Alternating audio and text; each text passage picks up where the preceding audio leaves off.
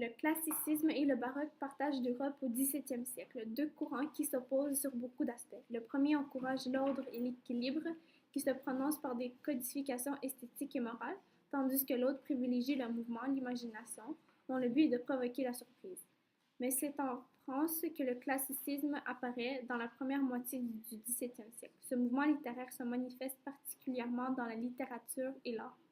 Par contre, ce mouvement ne dura pas très longtemps. Il connaît son apogée pendant une partie du règne personnel de Louis XIV de 1661 jusqu'en 1685.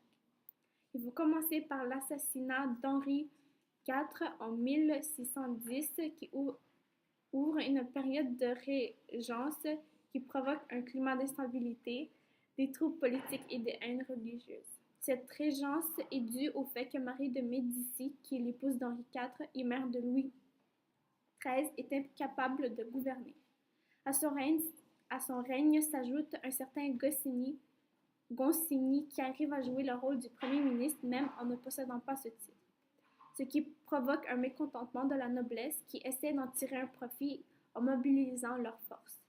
De plus, la mobilisation se fait chez les protestants car ils voient que le mariage de Louis XIII à l'infante d'Autriche leur est avantageuse pour la contre-réforme catholique.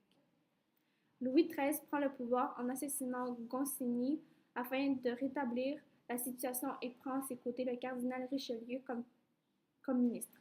Le cardinal a pour tâche de combattre les nobles et les protestants qui s'opposent au régime. C'est le début d'un pouvoir monarchique qui cherche à tout contrôler. Louis XIII veut une soumission absolue qui permet au royaume de renforcer l'État monarchique. Suite à la mort de Richelieu et de Louis XIII, Anne d'Autriche régna et confie le titre du principal ministre à Mazarin, qui suit la politique de ses précédents. Après la mort de Mazarin, débute le règne personnel de Louis XIV, fils d'Anne d'Autriche. Celui-ci met en place une monarchie absolue où le roi, qui est le représentant de Dieu sur terre, concentre tous les pouvoirs. Il fait perdre le pouvoir politique aux nobles et réduit leur statut à de simples courtisans. De plus, en 1685, il révoque l'édit de Nantes qui reconnaît la liberté des cultes des protestants mis en place par Henri IV. Le royaume devient exclusivement catholique. Sur le plan culturel, Richelieu a protégé la Gazette de France et a créé l'Académie de France en 1635 afin de normaliser et perfectionner la langue française. Et la monarchie centralisée de Louis XIV installe sa mainmise sur la littérature par pension et la création d'académies destinées à fixer des normes dans tous les domaines pour glorifier la monarchie et assurer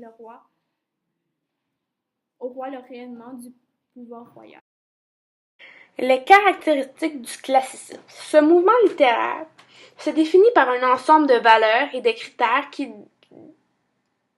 dessine un idéal incarnant l'honnête homme et qui développe une esthétique fondée sur la recherche de la perfection. Doc et littérateurs, regroupés dans diverses académies, inventent alors une esthétique fondée sur des principes assez contraignants qui amèneront la critique moderne à assimiler de façon souvent réductrice. Classicisme et respect des règles qui doivent permettre la production d'œuvres de goût inspirées des modèles de l'art antique marqués par l'équilibre et la mesure et la vraisemblance. Les littérateurs respectent la raison et sont en quête d'un équilibre reposant sur le naturel et l'harmonie. Les caractères qu'on peut souvent reconnaître dans le classicisme sont l'ordre et l'équilibre, la codification de l'esthétique, l'école de la maîtrise de soi bâtie sur une recherche de l'harmonie. Celle qu'on entend le plus souvent est la simplicité de sa beauté favorise les caractéristiques de l'humain. Les caractéristiques. La première, les règlements du devoir. Il n'en est rien que ce qui fut l'artifice et l'excessive ingéniosité, visant par cette intemporalité qui ne peut s'acquérir que par le bon sens. Il doit y avoir une autorité de la raison, de l'ordre et des règles, qui en découlent, c'est-à-dire le respect de la vraisemblance, des bienséances, souci éternel et d'universel. La bienveillance, elle consiste à respecter des normes de conduite. On ne pourrait pas faire, par exemple, de scènes vulgaires ou de sang, pas de duel, pas de mort. La deuxième caractéristique est celle de plaire et instruire, l'idéal de la perfection. Le but primordial, l'esthétique classique, est de plaire et d'instruire. Elle doit aussi concevoir une harmonie dans les approches esthétiques. L'art doit créer une réflexion par le biais d'une forte réaction, sinon elle est superficielle et inutile.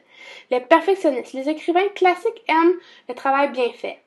Et le génie n'empêche pas un énorme et rigoureux travail. Cependant, ce travail ne doit pas être trop chargé, sinon il perd de son charme. La troisième caractéristique est celle de l'honnête homme. L'honnête homme se gardera donc de choquer par son comportement agressif ou même de sa mauvaise humeur. Par la maîtrise de soi, l'éclat de sa conversation et de la finesse de sa culture, il sera sans hypocrisie s'adapter à la société mondaine, puisque son sens de la mesure lui fera connaître et accepter les faiblesses humaines. Il fait preuve de retenue, est ouvert, curieux, savant, sans être pédant, poli, aimable, raffiné. En un mot, cet honnête homme doit plaire tant par son physique que par son discours. La quatrième caractéristique, une morale héroïque, la recherche de l'ordre satisfaisant pour la vie sociale, comme celle de la victoire de l'intempérance des mœurs, conduit à un véritable héroïsme. Souvent partagé entre la passion et le devoir, le héros classique choisit toujours de rester maître de lui-même. Il ne faut pas oublier la fameuse règle des 3 unités. La première, l'action. Il est primordial d'avoir une seule histoire principale. La troisième est le temps. La pièce ne doit pas dépasser les 24 heures. Troisième est le lieu. L'action doit se dérouler dans un seul lieu. Pas surprenant que Molière est celui qui a eu le plus de mal à brider son inspiration dans ses règles théâtrales. Puisque Molière ne se soumet pas entièrement aux règles auxquelles les écrivains classiques devaient se soumettre, l'auteur Jean Racine, d'égale importance, a été choisi pour démontrer ce courant littéraire. Jean Racine reste à ce jour le maître de la tragédie classique française.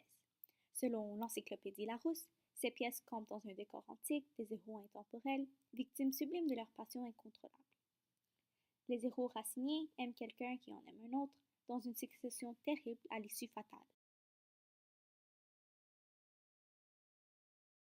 L'histoire se résume ainsi.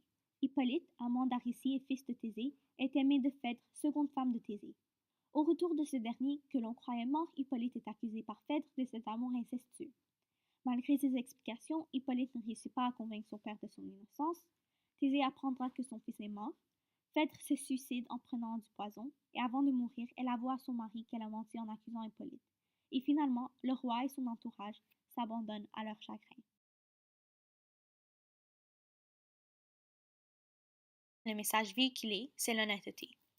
Phèdre finit par dévoiler la réalité de la situation au père du défunt. Malgré le fait qu'il est trop tard et que le fils est mort, il est mieux que le père vive ayant une image véritable et virtueuse de son fils que le contraire. La deuxième caractéristique est celle de l'honnête homme. La tirade délivrée par Phèdre permet à l'audience de comprendre son sentiment de culpabilité. La mort d'Hippolyte semble être la conséquence de ses actions et il va donc prendre en charge la situation pour finalement s'infliger une punition équivalente aux méfaits qu'elle a causés. Elle se suicide en prenant du poison. Puisque Phèdre considère qu'elle n'est pas en mesure de vivre dans une société, elle décide donc de se prendre la vie. Pour ce qui concerne la soumission aux règles du classicisme, il est difficile d'observer cette caractéristique dans une seule scène. Le respect de la bienséance est présent puisque les scènes vulgaires et violentes sont absentes. Le roi, emporté par sa rage, aurait pu décider de tuer Phèdre, mais ce n'est pas le cas.